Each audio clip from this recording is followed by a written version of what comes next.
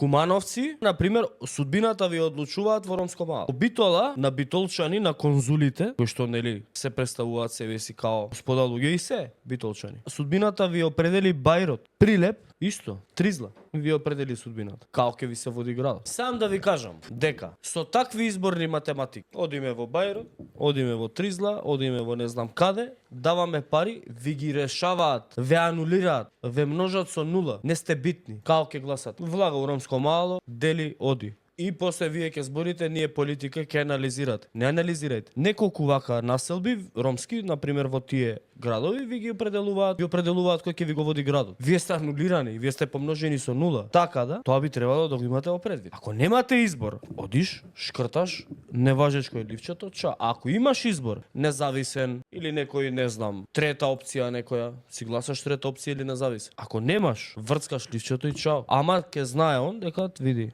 стотче. Легитимитетот, сожалявам. И тогаш ќе има право и легитимитет. Секое граѓанско изразување на револт ќе има легитимитет, рече што ви јат не те гласам. Не важечко, јас сум шкртал ливче. Ама ти рече дека ќе бидеш градоначелник на сите без разлика на тоа кој те гласал. Ама не си.